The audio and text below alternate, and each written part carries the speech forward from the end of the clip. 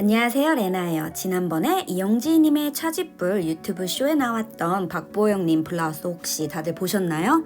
박보영님이 입어서 뭔들 안 이쁘겠냐 싶지만 블라우스 자체도 너무 예쁘고 제가 가지고 있는 패턴을 응용하면 만들어 볼 수도 있겠다 싶어서 이번 블라우스를 만들어 봤습니다. 그럼 오늘의 소잉일지 시작할게요.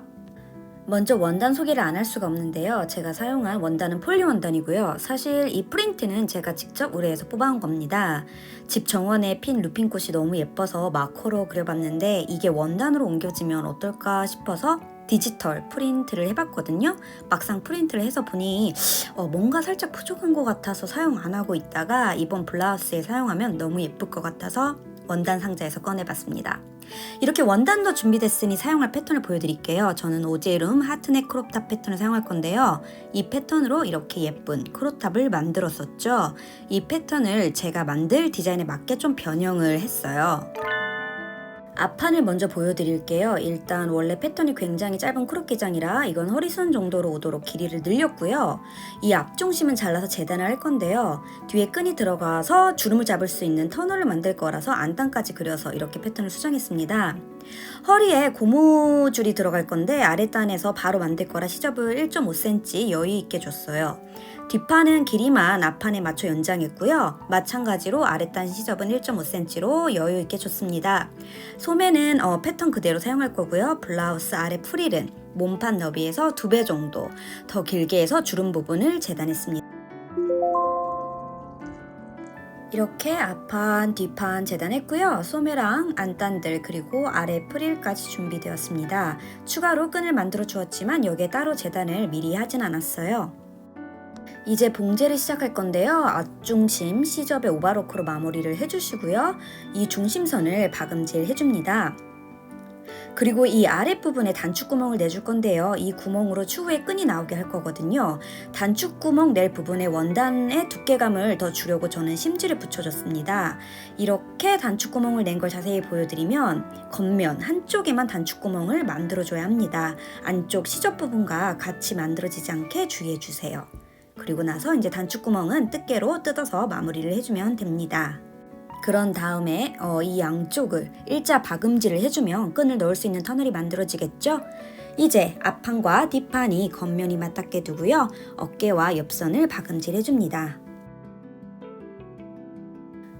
이렇게 박음질을 하고 오버로크까지 다 해줬고요. 이제 이 가운데 끈을 넣어줄 건데요. 이 단축구멍으로 넣어줄 거예요. 이렇게 끈을 2개를 만들어 줬고요. 보면 저는 고무줄 집게가 있어서 그걸 사용을 했는데 없으신 분들은 안전핀을 꽂아서 하는 방법도 있습니다.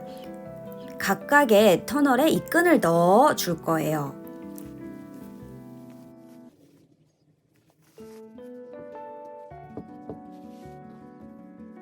양쪽 끈을 모두 넣은 다음에요. 이 윗부분을 빠지지 않게 고정시켜 주었어요. 이제 심지를 붙이고 어깨를 연결한 다음에요. 아랫단을 오버로크로 마무리를 해놓은 안단을 블라우스 위에 올려서 몸판과 합봉을 합니다. 목선을 따라서 박음질을 해준 다음에 앞 중심 부분 그리고 네크라인이 만들어지는 꼭지점 부분 등을 가위밥을 내주어서요. 자연스럽게 뒤집어 넘어가게 해줍니다.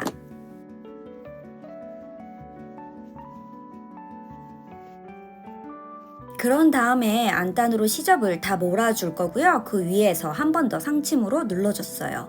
그럼 이렇게 깔끔하게 네크라인이 완성이 되었죠?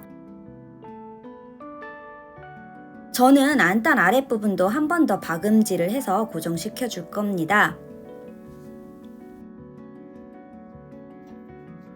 다음 단계로 넘어가 볼게요. 아래 프릴을 만들어 줄 건데요. 만든 프릴을 몸팔에 연결해서 붙여주고 허리에 고무줄까지 들어갈 거예요.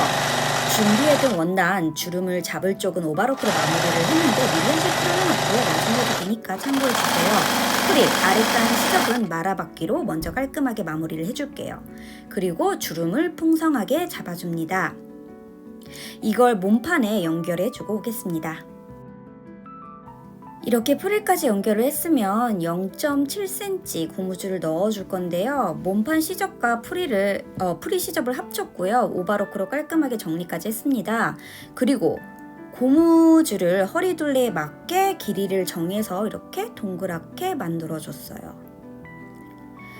시접을 몸판 쪽으로 올려서 상침을 해줄 건데요. 고무줄을 이 안으로 들어갈 수 있게 터널을 만들 거예요. 이렇게 지금 5핀을 꽂은 것처럼 이 부분에 상침을 해줄 거고요. 고무줄을 안에 넣어 박음질을 마무리하도록 하겠습니다. 박음질을 할 때는요, 고무줄을 잡아당겨 가면서 상침을 해주시면 됩니다.